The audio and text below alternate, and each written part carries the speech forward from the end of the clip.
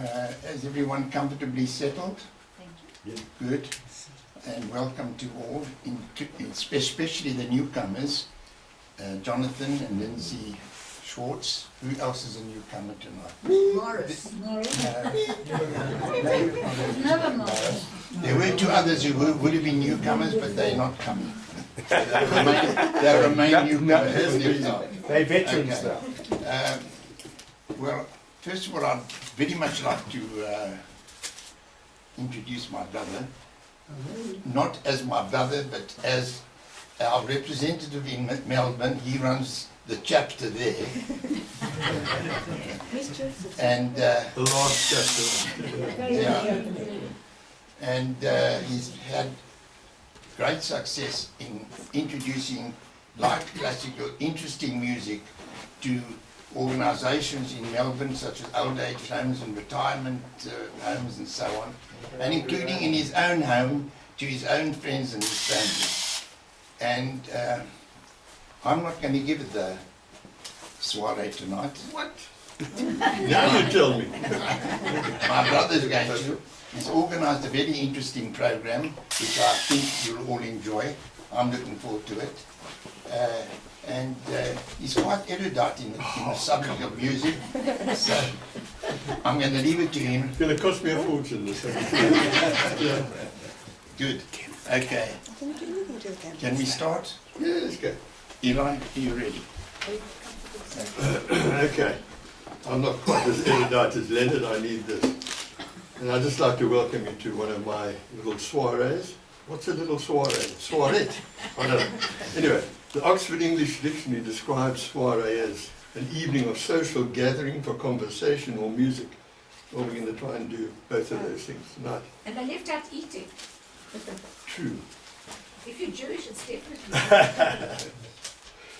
Well, the purpose of this evening, as I tell my listeners back home, is to introduce my friends to what I call good music. And by that I mean classical music, not that other music isn't good, but in this case I'm referring to classical music, music that has stood the test of time and has enriched our lives really, and in fact been the basis of what we call civilization and culture really.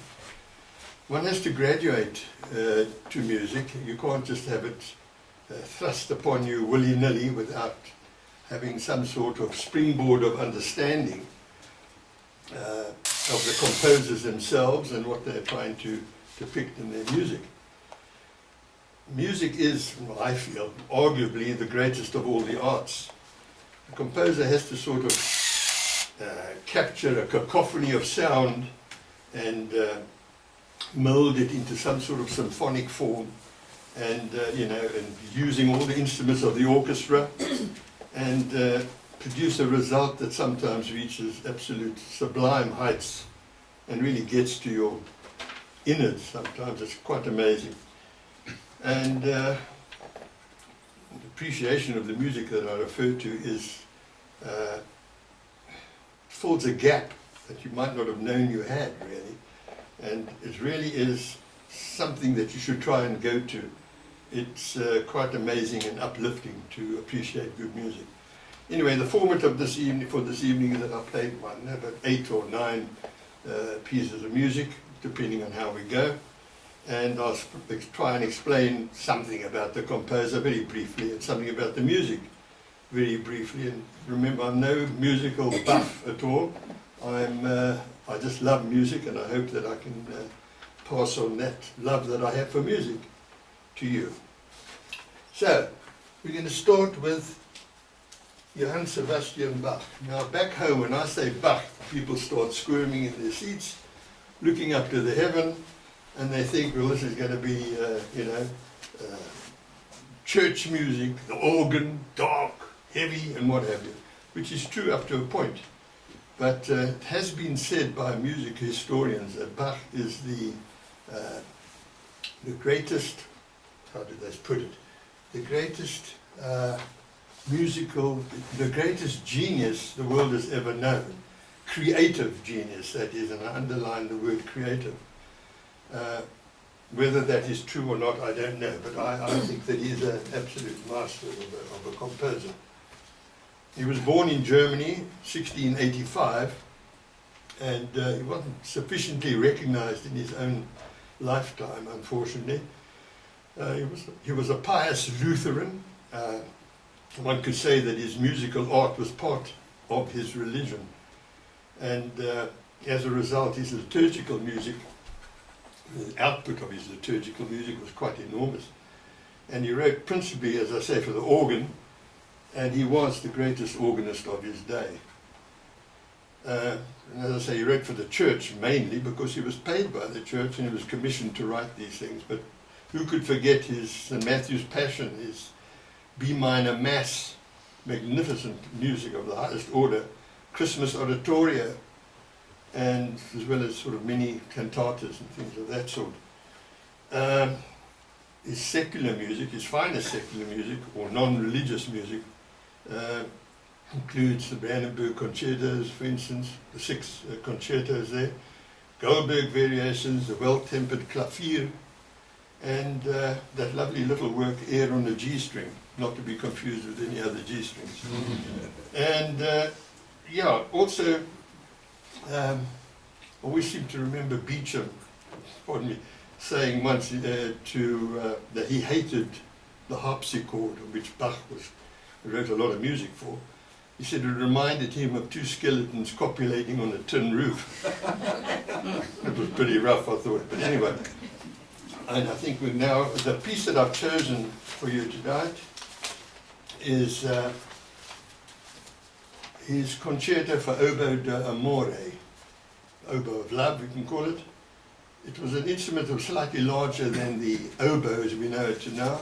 It has a much more tranquil and serene sound about it. It was invented in the Baroque era, the 18th century, and Bach wrote quite a few pieces for that instrument, including this concerto.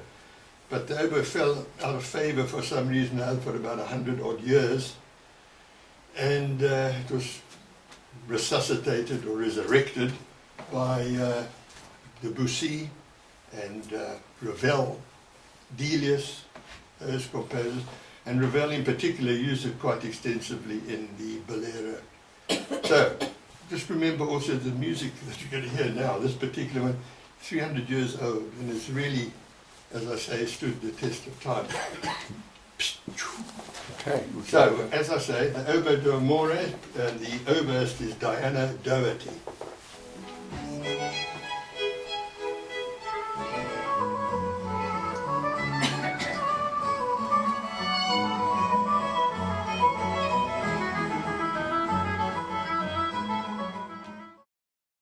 And now we got Wolfgang Amadeus Mozart. Now, I'm not going to give you a whole diatribe on Mozart because you've all seen the film.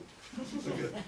But one or two interesting little things is that he learned at an early age to play the clavier, which was a sort of small harpsichord, portable, and used to be taken to various salons and what have you, where the woman used to play, often played that particular instrument.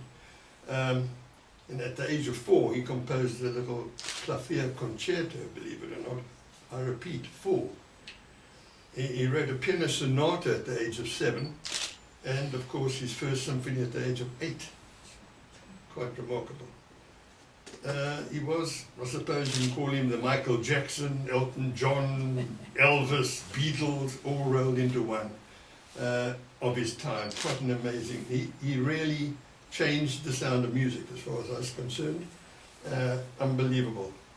And his music ranged across the whole spectrum of musical composition. He died, of course, at the age of 35, and some say in questionable circumstances. Buried in a mass pauper's grave, sort of unmarked, unheralded, penniless. Quite amazing. But he has left us a legacy of 600 works of the absolute highest order, and one never ceases to be amazed at his genius.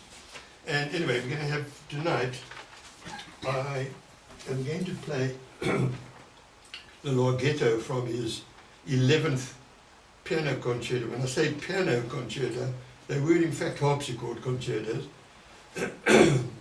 piano had not been invented in those days.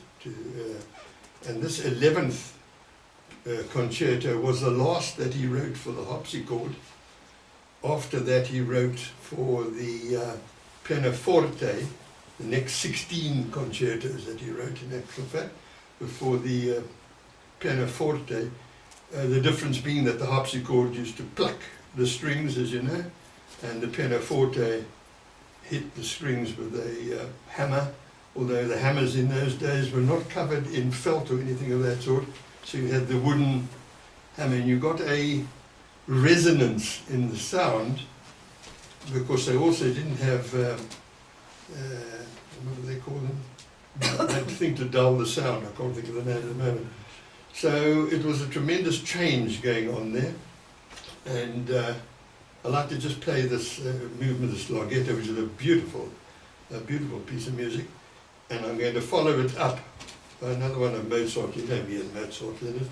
I'm going to follow with another one of Mozart on the forte piano, so you can get an idea of the difference in the two. If this works, I'll be a happy man. Okay.